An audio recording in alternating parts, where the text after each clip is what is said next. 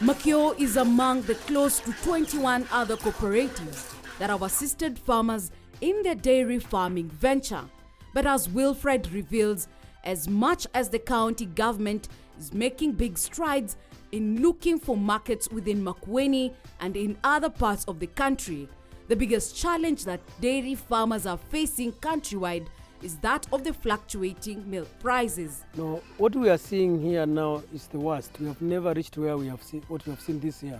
For the first time, and I'm part of the decision making in the cooperative, we are paying farmers 20 shillings per litre because we are ending up supplying our milk to KCC, and because of the glut, there's a lot of milk at the moment because of the rains. Then here we border Kajiado. If you look across that land, you see that's Kajiado, and there's a lot of milk coming from there. So they compete with us, and it's this time of the year. So the milk prices have gone down both here and even to the national markets where we sell. We normally supply milk. We have local purchasers. We also deliver milk at KCC. Now, coming to the challenges, we have tried to encourage our farmers to produce a lot of milk. Milk has come, we have nowhere to sell. So one of the challenges is the market. Number two is the prices for that product. It is so low that it cannot sustain the farmers. Another challenge is in this area is diseases. You have ECF, which is a challenge. Sometimes it becomes heavy and it is normally gives farmers a lot of disturbance. Also, it is a very serious disease. We also have the issue of water shortage. These are dry areas. Sometimes you have water shortage, and sometimes you have the issue of pasture when the area is very dry. And during the dry spell, farmers normally have an issue of pasture. So we have to support them. Those are some of the challenges. We also have the challenge of products from other counties coming in the market, that is finished products, which is also affecting the sale of our produce. The price has been going down because the production is high. We need proper training to encourage our farmers to produce milk. So the price has been going up and down and going up and down, and this has been discouraging the farmers so much. So one issue which the government should address is the control prices. I transport milk from here to KCC with a pickup, and there is the cost of the fuel. The driver is there, and then other cost. And then I'm paid 20 shillings at KCC. It is not worth. When you look at the cost of production, it cannot match whatever the price we have been given. So the government should come in and assist farmers in a very serious way. And one way is to control the importation of powder milk, which we know and we have learned it is coming to this country. His Excellency the President should address this issue very properly, that the control of importation of powder milk should be controlled to the minimum. Kenyans can produce enough milk for the use of this entire country. So His Excellency and even the cabinet, the new Minister for Agriculture, should address this issue properly and help farmers. Farmers are suffering and they need to be assisted in the best way possible, because agriculture is the backbone of this country. And if farmers are supported nicely, the economy will improve. I know most cooperatives, they are advocating for value adding. That is for especially processing milk. It's not bad, but of late what I've witnessed all over the world is not the best. The best is still continue what we are doing. That is, we can produce yogurt and mala. That one is good and is profitable. But when it comes to packaging of milk, it's very expensive. It eats on the more than, even it might reduce better than, lower than what we are getting from KCC. Because you have to pay for that packaging. The electricity is very heavy on running those machines. The labor, all that. You think this is because you are producing packaging or making more money. But count how much you are making per litre at the end of the day. That half a litre is going to sell as packaged. you could be making 5 shillings profit. But if what I'm forgetting right now is that we purchase or get a donor to give us milk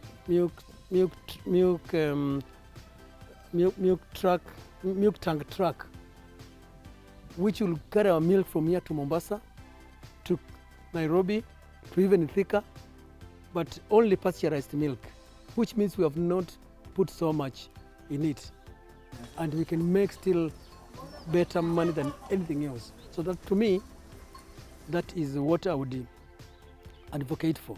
Or somewhere somebody is producing that, who is doing all that, and we have our milk tank and we are supplying there, then he does the finished product. But as we are selling our whole milk as it is, that's where the money is. The other challenge that farmers in Makueni face is that of prolonged hot weather, which sometimes causes a shortage in animal feeds, especially for farmers who do not own grazing lands.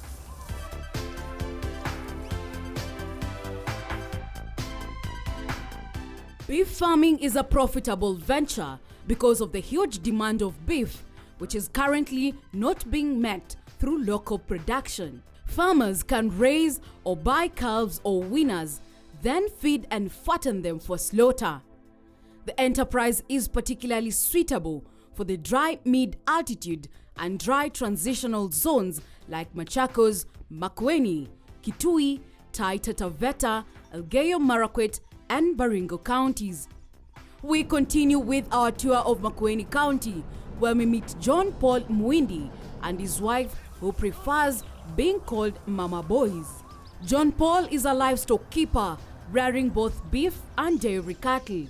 He treasures himself in beef farming venture as it fetches him a lot of money as compared to dairy. I love cows. I love animals. When I grew up, even at the university level, I was still grazing my mother's goats and cows with a book when I'm reading, all those early days. So when I got an opportunity to have my own cows, I said hallelujah. And that's what makes me happy. Even by going there, watching when they were being milked, looking at the calves around here. Even sometimes I go to graze with whoever is grazing when they're out there. Just I feel good when I'm with them, yes. We were doing the normal Saiwo, like Saiwo bulls and AFAS, buying from our neighbors across Kajiado here, which is 2 kilometers from here. Actually, it touches part of my farm. So when we decided to go dairy, I, the same time, coincided with my decision also to take early retirement from the UN. And I wanted something that will make me happy, something that I will enjoy doing. So I went in a big way. I think I bought within 3 months about 27 cows. That's Fresians and Ashers. I went all the way to Kinangop. I bought from my neighbors, Kangundo, all over. I brought them here.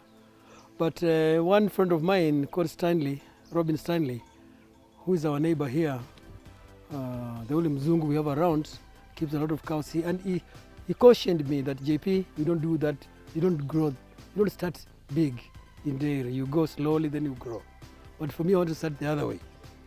But it was a good lesson because then I was the regional coordinator for the International Maritime Organization, covering 24 countries in Africa. So most of the time I was out there, Cape Town, Ethiopia, Mauritius. So my cows here, there's no one to take care. I left them with the workers. I lost 7 of them. Yeah, very expensive ones. Some of them I was buying at 250,000 a cow. Then 7 of them died. I came here, they all died. They had insurance. But when they died, nobody could call the doctor to come and check. So I learned a big way. But I don't regret today, because those who are 27, they died. We remain with the 20. Today we are over 30. Actually, together with the AFAS, we have over 40 animals. That's only for dairy only. So we don't regret having started big. So far, we are the biggest suppliers of milk in our cooperative, MACU. which, as I said, I'm the patron and I'm happy to be associated with it. The most common beef breeds reared in Makueni include Boran, Sahiwal and its crosses, and Fleckvier. The breeds do well in arid and semi-arid areas because they are tolerant to the harsh conditions, including tick-borne diseases. Hii shamba inaitwa kwa Mpita Creek Ranch, ambapo sasa hivi tuko na hawa wanyama, tuko na 80 ng'ombe. Wale ni steers, tunawafuga wale kwa minajili ya kuuza. Hao ng'ombe pia wamefanyiwa cross breeding ya Boran, Charolas and Simmental, but wengi wao ni Simmental kwa sababu yani ukiona sasa wengi wao kichwa iko nyeupe. Kwa hiyo yani breed yao sasa ile imekuwa hapa ni ya Simmental. Ingawaje sasa juzi kwa mwaka jana walikuwa wanafanya ile inaitwa assimilation. So sasa tuko na wale ndama ya Charolas. Na pia hao ng'ombe naona sasa malisha ama kwa hii environment wako sawa. Sababu unaweza ona wakati mwingine tulikuwa na ng'ombe kama Fresians hawakuwa wanaweza kukaa hapa. This environment, they are not able to sustain this environment for their bodies. Alafu tena hii shamba pia tunalima kama sasa mwaka jana tulikuwa tuna export French beans, tunauza pia nyanya sasa hivi, watermelon, hoho, cabbage, spinach and etc. Pia tuko na samaki. We have the catfish and tilapia. Yani wako stable. Kama kiangazi inapokuja wako sawa. Pia unaona hapa tunawawekea hay. Tunakata tu tunachanganya hay na kitu kama range cubes. Tunawawekea wanakula. Fleckvier is one of the popular dual-purpose breed that has come into the market. It is possible to raise bulls, calves for meat, either as part of the dairy enterprise or as a separate enterprise. Usually, dairy farms do not keep bull calves for long periods because they consume milk that would otherwise be sold or consumed at home and compete with havers for care and management. The decision to either sell off or keep bull calves is mainly on the cost of rearing them, the price of milk versus the disposal price and the genetic value for future sires. Hapa awali hii shamba walikuwa wameleta Fresians 10, lakini ukiona vile wao wanyama walisha kwa shamba walikufa kwa sababu hawakuweza kusustain this environment. Yani wako stable, kama kiangazi inapokuja wako sawa. Pia unaona hapa tunawawekea hay, tunakata tu tunachanganya hay na kitu kama range cubes, tunawawekea wanakula.